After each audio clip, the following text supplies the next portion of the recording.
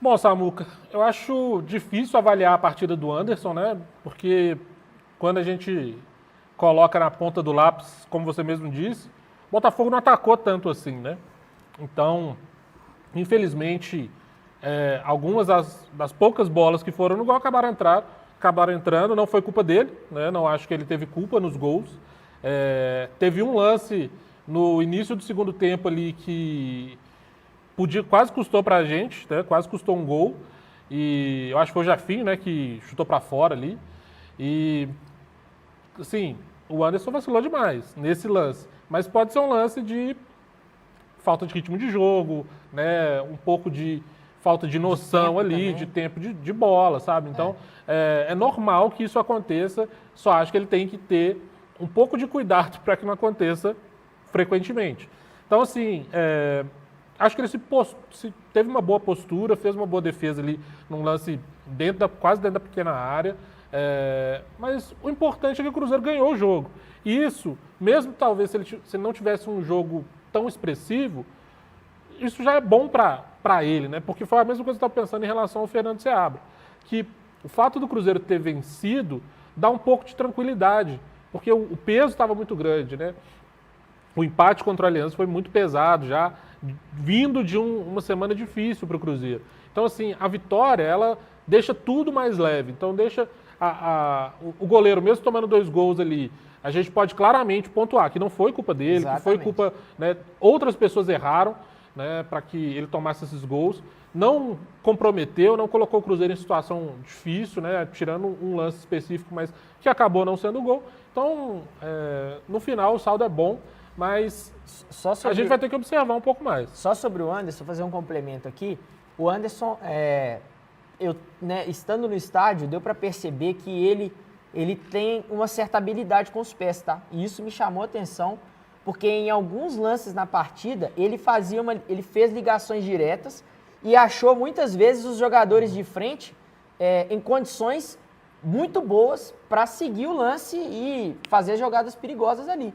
Então, gostei de ver o Anderson jogando com os pés, acho que ele pode ser uma característica dele ali boa pra gente. Não é claro, né? Aí amanhã ele vai e faz uma falha terrível. Entrega, né? Não, mas assim, gostei, acho que é uma característica positiva que ele pode nos ajudar.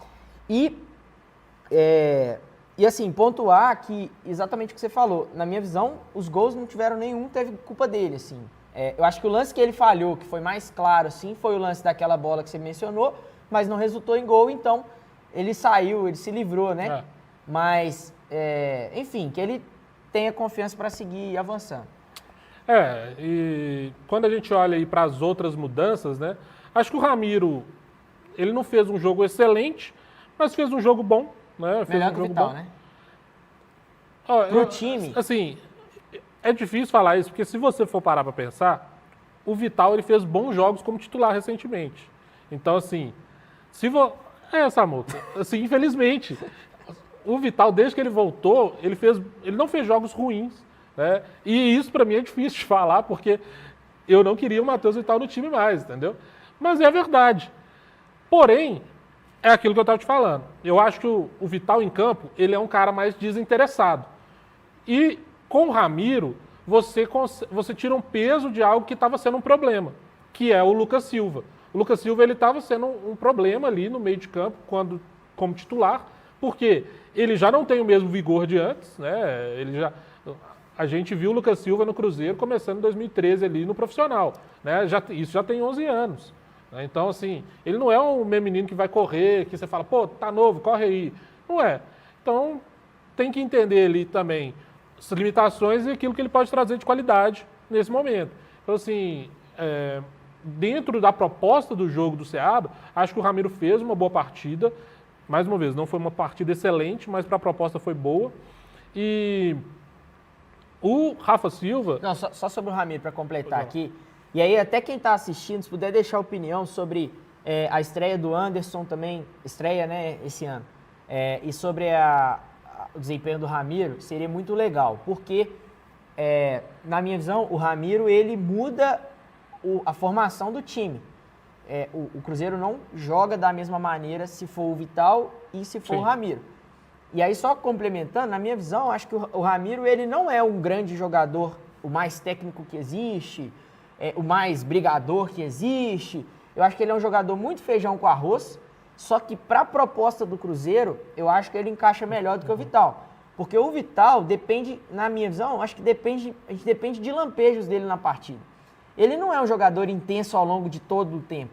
Ele não é um jogador que você pode contar para poder marcar. E eu acho que ele constrói pouco pelo que ele tem de habilidade. É um jogador tal. Então, assim, é melhor você ter, na minha visão, o Lucas Silva, o Ramiro e o Romero ganhando o meio de campo, que eu acho que foi o que fez o Cruzeiro perder para o Atlético, inclusive. O Cruzeiro perdeu o meio de campo, quando perdeu, tomou os gols.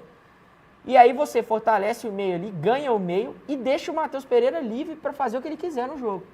Por isso que eu gosto mais do Ramiro. Agora, é claro que o Ramiro, né, ele vai ter que pegar mais ritmo de jogo ainda, vai ter que ir voltando aos poucos. Em breve eu gostaria de ver o Japa de novo jogando naquela posição também, eu acho que ele pode nos ajudar. Então, assim, tem muitas coisas que ainda podem acontecer, mas gostei do Ramiro no time domingo. Só para você pensar aí depois, Samuca, você citou o jogo contra o Atlético, né? O Cruzeiro perdeu o meio de campo, mas foi quando o Vital saiu. Então, assim... Bom, mas aí não é vou porque deixar... era o Vital, é porque saiu um meio de campo ofensivo e entrou um volante, um zagueiro. Então ele perdeu o meio de campo porque perdeu uma peça, perdeu em números. Mas eu concordo contigo, é aquilo que a gente falou mesmo, é a proposta de jogo do Seabra, tentar dar um pouco mais de corpo para esse meio de campo, apostar nas qualidades dos seus jogadores, eu acho que é isso que ele fez. E quando eu olho para o Rafa Silva, mais uma vez, eu gostei da escolha do Rafa Silva para titular, né? Não sei se foi uma escolha só por isso, né? Ou por conta de outras coisas que aconteceram aí durante a semana, de quinta-feira para cá, de quinta-feira para domingo, né? Foi isso mesmo. Isso. De quinta-feira para domingo. Mas o importante é que o Rafa Silva ele fez uma boa partida, ele conseguiu ali se colocar nas posições corretas, ele estava jogando meio de ponta ali, né? Eu acho que quem estava fazendo mais a função do Dineno ele estava trocando ali com o Arthur. Isso. Mas, mais uma vez, eu acho que ele gosta de jogar no Cruzeiro, e eu acho que ele sabe fazer algumas coisas que ele tem algumas qualidades que eu acho que outros caras não têm tanto. Né? Eu acho que ele consegue ser um pouco mais intenso e consegue ser um pouco mais brigador que o Arthur Gomes, por exemplo. O Arthur Gomes é um cara que eu acho que ele tem um pouco de velocidade e habilidade, mas às vezes parece que tem jogo que você vê que ele não pega na bola ou não faz nada, sabe? E o Rafa Silva, eu já acho que ele dá um pouco mais de dinamismo ali pro ataque do Cruzeiro. Então, assim, gostei da entrada dele, gostei do fato dele ter feito gol, acho que dá uma confiança ali para ele, às vezes, ter uma sequência maior. Né? Infelizmente, a gente também não vai ter o Dineno no próximo jogo, então, possivelmente, eu acho que o Fernando Seabra vai repetir esse ataque, né? Deve repetir esse ataque aí, e a gente vai poder ver ele se comportando outras vezes, eu acredito, muito em breve. O Neres... É o Neres, né? Aí já é... Eu vou dar falar aqui o que o Fernando Seabra falou. Ele foi perguntado sobre a presença do Neres no time titular na coletiva pós-jogo. E o que ele falou foi o seguinte, ele falou, eu não posso simplesmente chegar e tirar um jogador por causa de uma falha. A partir do momento que eu cheguei, zerou. Então eu vou seguir a partir disso. A história começa agora. Então, assim, se ele tira um jogador por causa de uma falha num jogo específico, ele vai ter que manter esse critério para frente. Então, a história do Neres no Cruzeiro com o Fernando Seabra começou agora. E não tem como a gente cobrar isso, porque o Fernando Seabra ele tem que mandar uma mensagem para os jogadores dele que eles têm um lugar seguro ali. Né? Porque depois o cara fala, pô, eu vou perder minha posição. Né? Esse é o trabalho do cara também. Então, assim, para o grupo como um todo, eu acho que faz muito sentido. Mas eu acho que já dá também para o Fernando Seabra começar a enxergar como que algumas coisas são recorrentes. No jogo contra o Alianza, a gente teve falha do Neres. No jogo contra o Botafogo, o segundo gol do Botafogo foi claramente uma falha do Neres.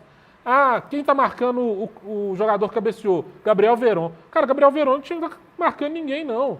Entendeu? Quem tinha que estar marcando era o Neres, que estava ali, marcando o Gabriel Veron, que é colega dele. O cara é zagueiro, uma bola lançada na área, o cara tá fazendo o quê? Não tá fazendo nada. Então, é outro ponto que o Fernando Seabra vai ter que trabalhar, porque são 2 jogos seguidos com bola cruzada na área e o Cruzeiro não sabendo se comportar, deixando um marcador livre para fazer o gol. Né? Então, foi contra o Alianza, assim, e foi contra o Botafogo, assim, e o Cruzeiro vai precisar organizar e consertar isso. E eu acho que, tirando o Neres, vai ajudar a consertar isso. Mas eu entendo também que não pode ser simplesmente, não, vou tirar o cara. Entendeu? Entendo isso. Mas não dá para demorar muito, cara. Não dá para... Quanto tempo que a gente vai ficar, às vezes, vendo ele... Isso é importante, tá, pessoal? É importante entender que o quê? Nem sempre os 2 jogadores da dupla de zaga são bons jogadores.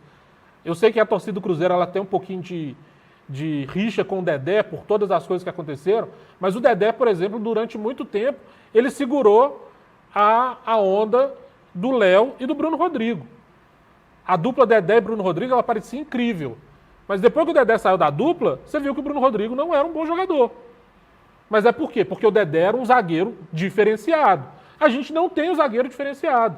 Então, um cara faz muita diferença ali numa dupla de zaga. E aí eu acho que hoje o Neres está puxando isso para baixo. E isso influencia todo mundo na defesa. Influencia o comportamento dos laterais, influencia o comportamento dos volantes marcadores, porque eles vão ter que cobrir essas falhas.